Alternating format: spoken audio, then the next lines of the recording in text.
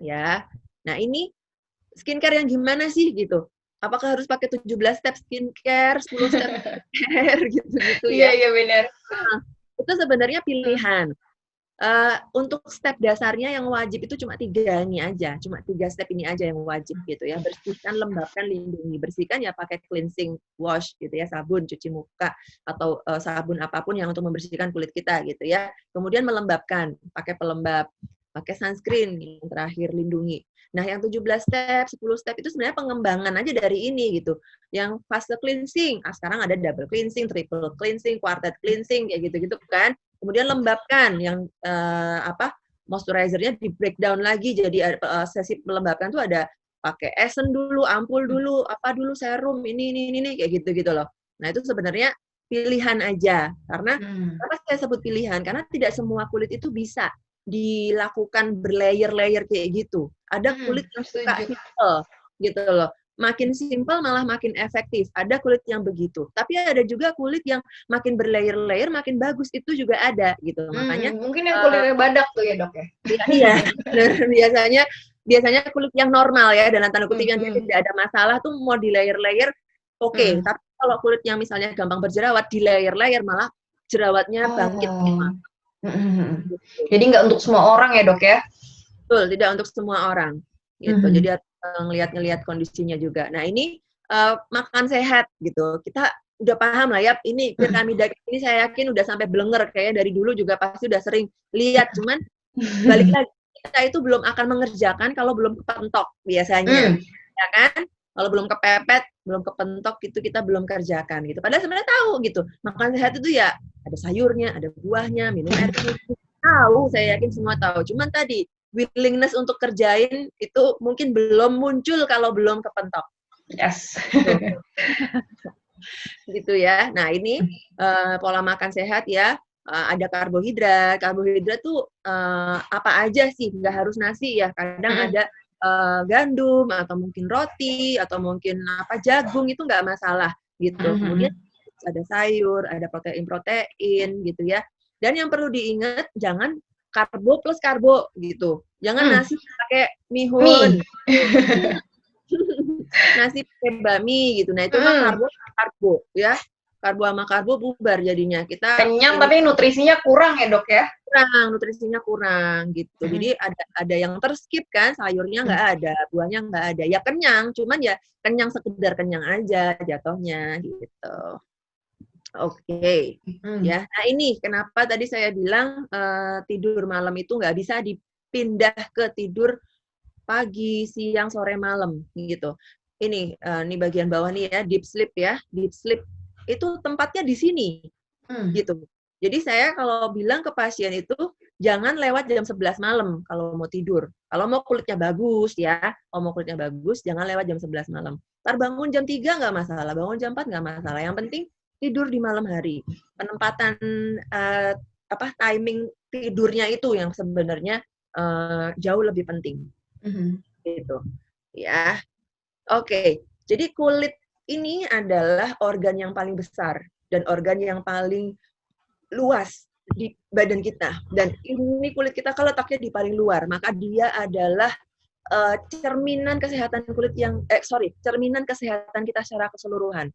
Dalemannya kita sehat, kulit kita juga akan sehat. Dan sebaliknya, kalau daleman kita nggak bagus, misalnya pada beberapa pasien yang ada gangguan metabolisme, misalnya dia dengan diabetes yang tidak terkontrol, itu kulitnya akan berubah.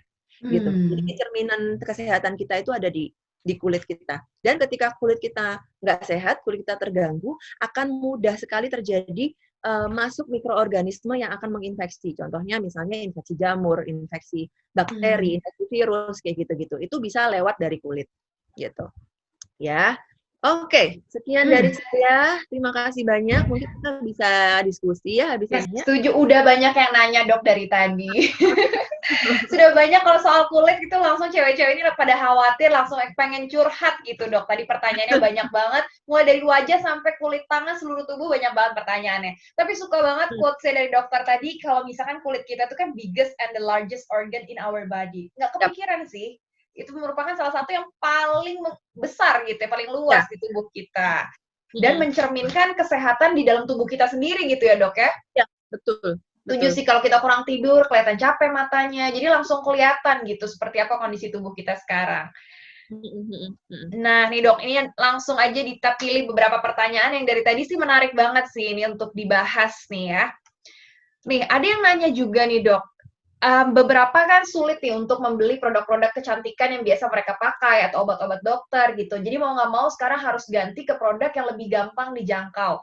Nah, ada tips nggak sih dok ini untuk memilih produk baru yang kira-kira tuh nggak bermasalah sama kulit kita nih? Jangan sampai coba-coba nih pada saat lagi pandemi gini karena nggak bisa datang ke klinik misalkan, malah timbul masalah baru. Jadi apa sih yang harus diwanti-wanti nih kira-kira supaya nggak salah memilih produk skincare baru nih dok?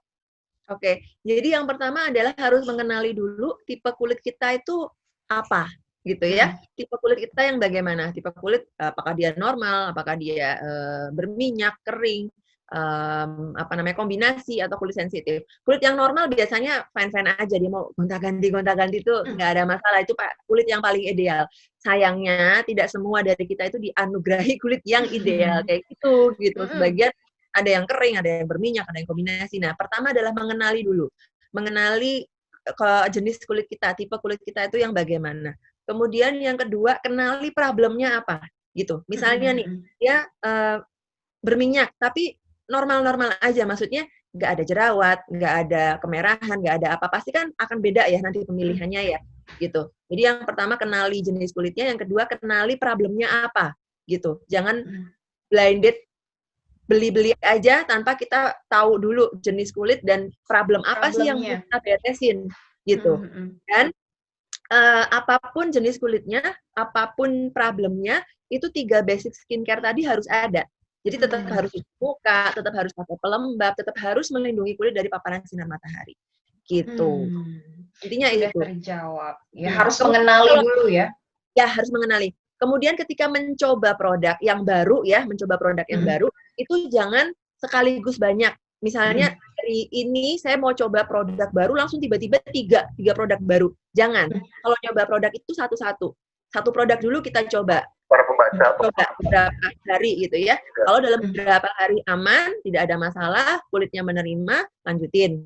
Kalau misalnya pakai beberapa hari kok kulitnya panas ya, kok kulitnya malah berusaha tambah banyak misalnya kayak gitu, jerawatnya tambah merah-merah. Oke, hentikan dulu. Cari yang lain lagi gitu. Jadi kita memilih satu-satu itu supaya kita tahu mana sih yang sesuai, mana yang nggak sesuai gitu. Karena kalau langsung 3 produk bareng-bareng dan ternyata ada yang nggak cocok, bingung kita yang mana yang nggak cocok gitu. Iya, benar-benar. Kalau mencoba yang baru ya pelan-pelan dulu ya dok ya, sama kayak kenal sama orang jangan langsung gitu, sedikit-sedikit. Itu tadi pertanyaan dari Noriwati. Nah, next ini tanya kebanyakan cewek sih dok. Grace nih, bertanya ini semenjak WFH, saya tidak memakai makeup lagi, jadi saya pikir untuk kulit saya yang berminyak ini akan jauh lebih baik. Walaupun saya sekarang pakai skincare, tapi untuk produk malam walaupun bolong-bolong. Nah, sekarang kok jadi cenderung kering dan kasar ya? Apakah kita tetap harus menggunakan sunscreen nih, dok, walaupun tidak terkena matahari langsung? Kan aktivitasnya kan banyak di rumah, gitu. Ya, kalau tadinya berminyak kok sekarang jadi kering, gitu-gitu. Tadi evaluasi tadi, lifestyle-nya gimana? Pola makannya gimana? Cuacanya kita lagi apa nih sekarang? Karena lingkungan itu berpengaruh banget. Misalnya di rumah terus, tapi di AC terus gitu. Dan nggak pakai pelembab, ya tentu saja kering, gitu kan? Atau misalnya aktivitasnya banyak di outdoor, tapi kita nggak pakai sunscreen. Double malahan. Kering iya, kusem iya. Karena nggak dilindungi dari paparan matahari kan? Kemudian tadi pertanyaan yang selanjutnya apa tadi? Apa harus pakai sunscreen ketika Iya, walaupun aktivitas cuma di rumah aja nih, dok. Ya, memang secara nggak langsung paparan mataharinya itu kan memang jauh lebih sedikit daripada kalau kita aktivitas di luar.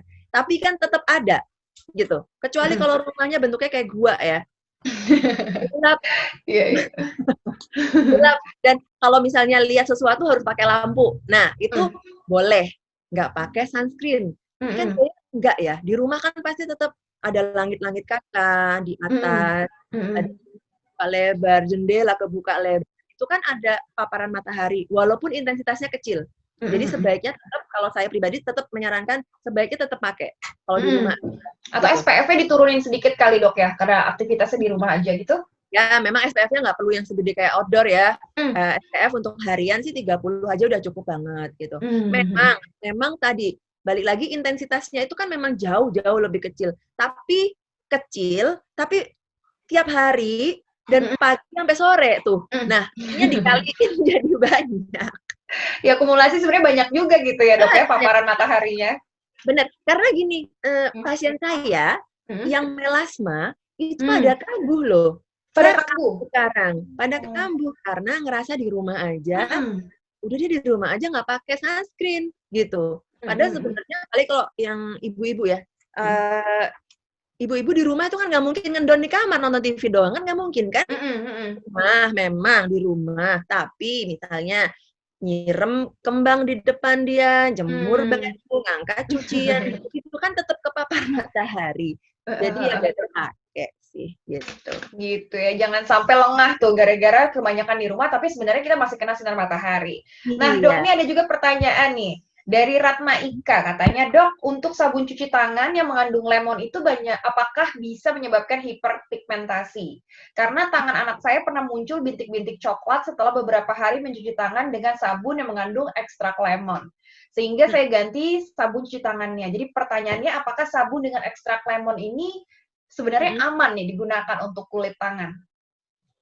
Sabun dengan ekstrak lemon itu boleh-boleh aja, nggak ada masalah sebetulnya. Cuman kadang-kadang ada sensitivitas individual ya. Ada yang mungkin nggak tahan. Nah, ketika nggak tahan ini, malah dia tambah menjadi mungkin ada reaksi iritasi ringan ya.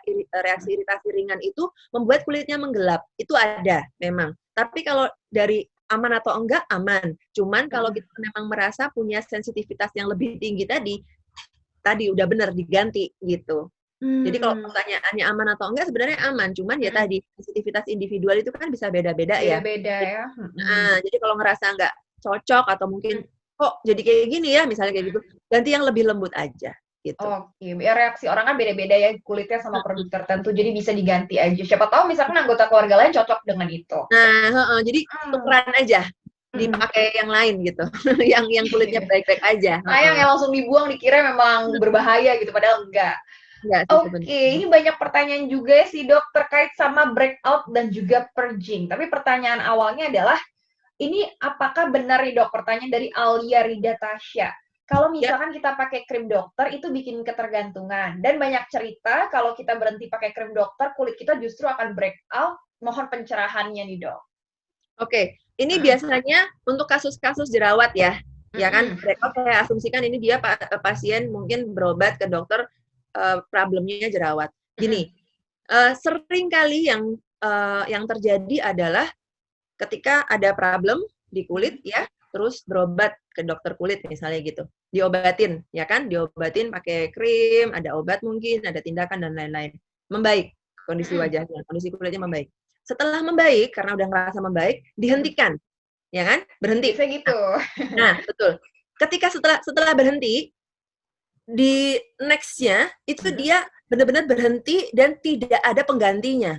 Atau penggantinya tuh tidak sesuai, regimen penggantinya tuh nggak sesuai gitu. Misalnya aduh ngerasa udah enak mukanya, terus dia cuci muka ya kadang iya kadang enggak, atau cuci muka cuma pakai sabun yang mungkin nggak sesuai sama kulitnya, nggak pakai pelembab, sunscreen ya Senin Kemis aja deh, kadang-kadang aja bolong-bolongnya banyak misalnya kayak gitu. Nah, ketika itu yang terjadi, maka kulitnya akan kembali ke laptop, kembali ke habitatnya semula, kembali ke habitnya semula. Jerawatan lagi. Yang disalahin kadang-kadang krim dari dokter, waduh ketergantungan nih gitu. Enggak sebenarnya. Karena gini, untuk jerawat, khususnya jerawat ya, karena ini biasanya yang ditanyakan tuh jerawat ya. Jerawat, bener. Karena kalau nggak pakai terus aja beberapa bulan breakout lagi gitu kan. Perlu diingat bahwa untuk mengatasi jerawat itu ada 2 fase yang harus selalu dilakukan. Fase pertama adalah fase aktif. Fase aktif itu ketika jerawatnya lagi semuka penuh misalnya gitu, lagi merah-merah banget, itu fase aktif, fase pengobatan gitu. Tadi yang ke dokter tadi udah dikerjain ya fase pengobatannya. Yang kedua adalah fase maintenance atau fase perawatan. Ini yang sering nggak dikerjain. Jadi cuman ke dokter, beres jerawatnya, terus tapi nggak pindah ke fase maintenance. Dia menghentikan aja krimnya, tapi kemudian tidak ada regimen pengganti yang untuk merawat hasil pengobatannya ini loh, gitu. Itu yang sering terjadi, gitu. Karena kalau fase maintenance-nya tidak dikerjakan, ya pasti kembali ke habit semula kan, karena kondisi kulitnya kan memang gampang berjerawat, gitu. Kalau fase maintenance-nya nggak dikerjain, dia pasti akan kembali jerawatan lagi, gitu. Jadi Benar, yang penting maintenance itu yang paling penting kali dok ya, jangan sampai pas udah benar-benar parah datang ke dokter gitu. Dicegah lebih baik sih ya daripada harus datang di saat lagi udah parah-parahnya. Fase maintenance-nya harus tetap dikerjain gitu. Sampai kapan? Sampai nggak pengen punya kulit sehat lagi. Kayak terus gitu. Ya dok, ya menjaga kulit wajah kan investasi ya. Jadi apa yang kita lakukan sekarang nanti buat thankful pas udah beberapa tahun kemudian gitu. Betul. Karena mindset-nya agak beda ya. Karena kita merawat kulit itu karena kita butuh. Karena kita butuh merawat gitu. Bukan yang dirawat seminggu, 2 minggu, terus setelah itu 5 tahun, 10 tahun lagi nggak pakai apa-apa, itu nggak mungkin. Itu kayak seolah-olah kayak gini, saya mau hari ini mau makan apa aja sepuas-puasnya supaya setahun ke depan saya nggak lapar. Nggak mungkin. Bisa. Nah, itu dia. Iya, benar-benar. Itu dia, gitu. Nggak bisa. Maka kulit juga nggak bisa kayak gitu. Cuma dirawat sehari, 2 hari, seminggu, 2 minggu, sebulan, 2 bulan, terus pengennya seumur hidup kulitnya bagus terus, nggak bisa. Kenapa? Ingat, kulit kan organ hidup. Benar-benar harus dikasih makan juga gitu dok ya. Iya betul, ada kelenjar yang dia berproduksi terus, kelenjar minyak, terpapar polusi tiap hari, misalnya banyak outdoor gitu-gitu kan,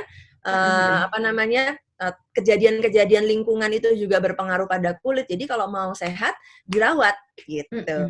Intinya itu sih. Itu mau sehat harus dirawat.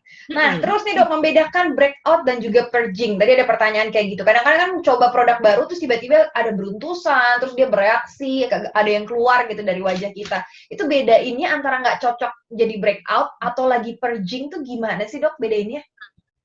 Sebenarnya kalau untuk produk-produk yang OTC, produk-produk yang OTC, over the counter ya, yang dijual bebas, itu seharusnya tidak bikin purging. Oh gitu. Seharusnya tidak bikin purging. Karena apa? Karena konsentrasinya itu kan kecil. Makanya dia boleh dijual bebas kan, nggak perlu pengawasan. Makanya dia bisa dijual bebas. Biasanya dia tidak bikin purging.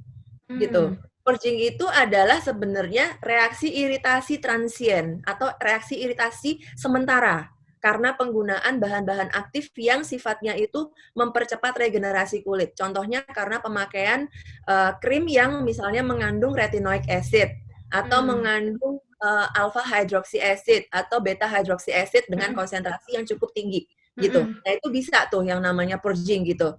Nah, banyak banget tuh acid-acid ya sekarang ya dok ya, yang dijual bebas juga. Banyak yang kayak kandungan ada acid yang cukup tinggi dijual bebas gitu ya. Kalau untuk acid itu ada aturannya sih sebenarnya. Kalau yang bisa dijual bebas, kayak misalnya alpha hydroxy acid itu yang bisa dijual bebas maksimal konsentrasi 10%. Ketika di atas 10% itu harus dalam pengawasan medis. Tuh, ya, by resep. Makanya kalau di bawah itu biasanya dijual bebas karena memang lebih ringan reaksinya. Nah, biasanya tadi balik lagi kalau yang bikin purging itu adalah yang satu konsentrasinya tinggi, 2 yang by resep biasanya. Nah, kalau ada kulit tertentu yang dia itu hipersensitif, memang bisa terjadi seperti purging tadi, tapi harus lihat lagi ingredients bahan dari skincare yang digunakan. Apakah ada tadi retinoic acid-nya, ada retinolnya mungkin kalau dijual bebas, kalau retinoic acid nggak boleh dijual bebas, retinol, apakah ada retinol, apakah ada AHA, BHA, kalau ada salah satu dari 3 itu, masih mungkin itu suatu purging, karena kulitnya mungkin sensitif. Tapi kalau tidak ada 3 bahan aktif tadi, kok beruntusan, kok jerawatnya tambah banyak, yaitu breakout, nggak cocok, gitu. Atau kemungkinan yang ketiga, si skincare yang digunakan itu belum cukup kuat untuk mengontrol jerawat yang terjadi, gitu. Atau problem kulit yang terjadi. Jadi reaksi radangnya walaupun pakai tadi OTC tadi tidak berhenti, masih jalan terus, gitu. Jadi seolah-olah breakout, gitu. Itu juga bisa. Oke, jadi note buat semua yang di sini, membedakan breakout sama purging, kalau misalkan nggak ada senyawa yang aktif, tadi ada AHA, BHA, terus ada retinol, berarti sebenarnya ada masalah gitu, ada breakout gitu ya dok ya? Nih dok, sebenarnya waktu kita tuh udah terbatas banget, tapi ini menarik karena ada satu penanya cowok nih dok, jadi aku pengen tanya juga di sini. Dari Mas Anton Gunawan ini, pertanyaannya menarik sih, lebih merawat kualitas kulit itu dari dalam. Jadi pertanyaannya terkait dengan perawatan kulit seperti suntik hormon atau serum vitamin C. Itu gimana sih dok? Aman nggak sih? Dan memang ada manfaatnya nggak buat tubuh kita? Suntik hormon. Suntik hormon itu bukan untuk perawatan ya. Suntik hormon itu atau hormon replacement terapi itu pengobatan gitu. Itu untuk pengobatan. Jadi ada kondisi medisnya dulu, ya tegak diagnosis medisnya dulu, baru suntik hormon tadi, atau kalau dalam bahasa medis hormon replacement terapi (HRT) gitu. Jadi nggak bisa semua orang tiba-tiba dok saya minta suntik hormon, nggak bisa, karena harus ada indikasinya, harus ada indikasi yang jelas gitu. Kenapa disuntik hormon? Apakah memang perlu disuntik hormon kayak gitu lah, ya. Kemudian yang kedua tadi apa? Serum vitamin C, kan banyak ada yang diinfus vitamin C, gitu-gitu dok? Injeksi vitamin C itu boleh dilakukan untuk tujuan meningkatkan level vitamin C dalam tubuh untuk imunitas, gitu. Jadi untuk menjaga kekebalan tubuh kita sebenarnya, untuk menjaga kondisi tubuhnya, kekebalan tubuh, imunitasnya dalam kondisi prima, dalam kondisi baik. Gitu. Kalau ada yang bilang suntik vitamin C untuk pemutih, itu misleading. Itu misleading. Itu misleading. Gitu. Jadi agak melenceng, agak sesat gitu. Kenapa? Karena sebenarnya suntik vitamin C itu tidak ada efek memutihkan.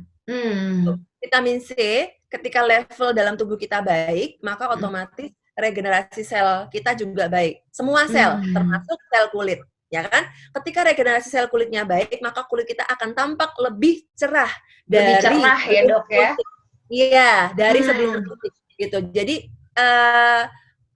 kalau dibilang bisa dua manfaat gitu loh. Imunitasnya bagus, kulit lebih cerah gitu ya? Ya, tapi bukan pemutih gitu, karena tidak bisa memutihkan sebenarnya.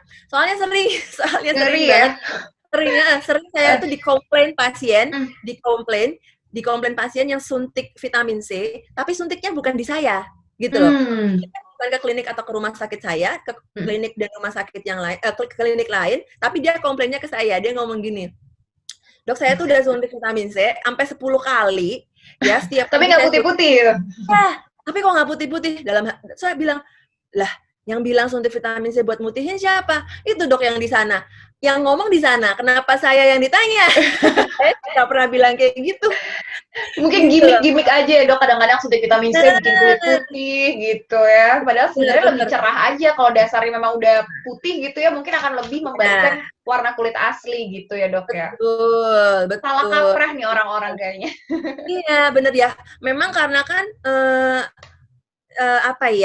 ya kita belak-belakan aja, ini kan cuma sebenarnya faktor marketing ya, faktor marketing kan, faktor jualan gitu. Nah kadang-kadang bablas gitu loh, bablas misleading gitu untuk jualan, tapi jadi bablas sesat ke masyarakat tuh jadi misleading jatuhnya gitu. Padahal ya sebenarnya vitamin C itu kita juga sering, maksudnya itu udah dari dulu gitu loh. Justru malah awal-awal vitamin C itu kondangnya itu justru untuk suplementasi pasien-pasien dengan kanker gitu loh. Pasien kanker, imunitasnya drop, recovery sel ya. Untuk mempercepat recovery, kasihlah vitamin C dosis tinggi gitu. Setelah vitamin C ternyata efeknya bagus ya, imunnya tambah naik. Terus ada tadi efek mencerahkan kulitnya, itu sebenarnya efek nggak sengaja pada awalnya gitu. Terus akhirnya dibelok, jadinya sekarang di pasaran jadi belok, tapi sebenarnya ya nggak bener itu gitu, agak misleading. Bukan pemutih sebenarnya, mencerahkan sih iya gitu. Yes, mungkin itu yang sedikit salah kaprah ya orang-orang, tapi sudah dicerahkan oleh Dokter Mita. Thank you banget Dokter Mita, banyak banget pertanyaan yang masih belum bisa ditanyain, tapi senang paling tidak tercerahkan. Jadi banyak hal-hal yang misleading udah diluruskan nih sama Dokter Mita. Thank you so much dok. Sama-sama. Terima kasih, Mbak Iya. Dita. Terima kasih. Tapi sebelumnya, sebelum nanti menutup dengan closing statement, kita mau sedikit menyampaikan informasi penting buat semua yang bergabung di sini. Jangan sampai kita memperhatikan misalkan kecantikan kulit aja, tapi lupa sama kesehatan tubuh kita. Karena penting banget di saat pandemi untuk menjaga kesehatan tubuh agar nggak sakit. Karena banyak hal-hal yang akan kita lewatkan kalau kondisi tubuh kita nggak sehat, dan pastinya akan membuat orang-orang di sekitar kita juga khawatir. Nah, ini ada sedikit informasi buat teman-teman sekalian supaya selalu terlindungi kesehatan dan juga jiwanya. Ini adalah resiko hidup yang kadang-kadang menjadi semakin rentan karena adanya pandemi saat ini. Jadi ada baiknya buat kamu semua ini memiliki perlindungan jiwa dan perlindungan terhadap 66 penyakit kritis untuk memastikan keluarga juga tetap terjaga. Dan Generali memiliki solusinya nih dengan premi yang terjangkau dan cukup menyisihkan dana mulai Rp13.000 per hari. Ini keluarga bisa mendapatkan manfaat hingga 2 miliar. Kalau misalkan terjadi resiko meninggal dunia dan dana untuk perawatan penyakit kritis hingga 5 miliar. Nah, proteksi lengkap ini sesuai pastinya untuk kamu dan juga keluarga milenialmu. Bayangin ya, hanya Rp13.000 aja per hari sudah bisa melindungi hidup kita dan juga orang-orang di sekitar kita. Dan kamu juga tidak perlu khawatir uang akan hilang karena premi akan dikembalikan lebih dari yang kamu bayarkan hingga 110% jika tidak terjadi klaim. Prosesnya juga cepat dan tidak perlu medical check-up. Perlu juga proses pengajuannya ini hanya melalui email dan juga e-policy. Smart Combo, proteksi tanpa ada rugi. Dan untuk informasi lebih lanjut, bisa dihubungi di 15.037 atau kunjungi aja di website-nya www.generali.co.id. Nah, itu infonya, jadi bisa menjaga kesehatan kulit kita juga. Kalau misalkan kita nggak menjaga kesehatan kulit dan juga kesehatan tubuh, udah pasti akan lebih banyak penyakit yang menumpuk nih di tubuh kita. Salah satunya untuk melakukan proteksi ini adalah langkah yang tepat nih. Jadi mencegah sebelum terjadi apa-apa gitu. Dan nextnya untuk menutup di hari ini boleh Dr. Mita berbagi closing statement untuk teman-teman yang ada di sini. Silakan Dr. Mita. Ya, untuk teman-teman yang ada di sini semuanya tetap jaga kesehatan. Ingat, kita masih dalam suasana pandemi ya. Protokol kesehatan nomor 1, kesehatan nomor 1, nyawa kita nomor 1. Jadi jangan digadaikan dengan tindakan-tindakan yang mungkin tidak bertanggung jawab gitu ya. Ingat, kita punya keluarga yang harus kita lindungi juga. Jadi kita sama-sama melindungi untuk supaya sehat, supaya kulitnya sehat ya. Lakukan aktivitas-aktivitas yang bermanfaat, jaga pola tidur, pola istirahat, rajin berolahraga gitu ya. Mudah-mudahan kita semua sehat semuanya sampai akhir pandemi gitu ya. Mudah-mudahan juga pandemi cepat beres. Amin. Sehat-sehat juga buat Dr. Mita dan semua yang menyaksikan. Semoga diberikan kesehatan, diberikan lindungan, dan tentunya bisa melewati 2020 dengan baik juga ya menuju 2021 nih. Amin. Thank you Dr. Mita. Dan sedikit informasi juga. Sampai ketemu lagi ya dok. Sehat-sehat. Sehat-sehat Mbak Dita. Thank you semuanya. Thank you. Dan yang untuk menyaksikan informasi juga nih, kita sudah sampai di penghujung acara, sudah banyak banget yang kita obrolin juga, semoga bermanfaat, dan pastinya ilmu yang kita dapatkan hari ini bisa membuat kita menjaga kesehatan kulit jauh lebih baik lagi. Karena banyak tadi ilmu-ilmu yang kita selama ini kayak misleading, terus diluruskan oleh Dr. Mita. Anyway, kami akan mengumumkan 5 orang yang beruntung mendapatkan exclusive merchandise melalui Instagram Generali, dan akan dihubungi langsung oleh tim Generali. Jadi jangan lupa untuk follow Instagram Generali di @generali_id. Jadi jangan lupa langsung di follow aja Instagramnya untuk mendapatkan eksklusif merchandise dari Generali di Instagramnya @generali_id. Terima kasih bapak-bapak, ibu-ibu sekalian, dan rekan-rekan yang sudah bergabung di Gen Talks kali ini. Seru banget obrolannya, nggak hanya perempuan, laki-laki juga tertarik dan bermanfaat pastinya ilmunya. Bisa diterapkan di rumah, di keseharian, bisa lebih sehat lagi, dan tadi sudah disampaikan juga kalau kulit kita itu adalah salah satu yang terbesar dan terluas dari organ di tubuh kita, dan itu mencerminkan bagaimana kualitas kesehatan di dalam tubuh kita. Jadi semakin kita sehat di dalam akan terlihat di tubuh kita melalui kulit kita. Dan selalu jaga kesehatan, jangan lupa 3M, ikuti protokol kesehatan, dan juga konsumsi vitamin jika diperlukan. Sekian Gen Talks hari ini, semoga kita bisa selalu sehat, bermanfaat tentunya obrolan kita hari ini, dan jangan lupa untuk bergabung di Gen Talks berikutnya di minggu depan untuk mendapatkan informasi yang pastinya jauh lebih menarik dengan narasumber yang kompeten di bidangnya. Dan akhirnya saya Anastasia Pradita undur diri, terima kasih dan sampai jumpa. Bye-bye.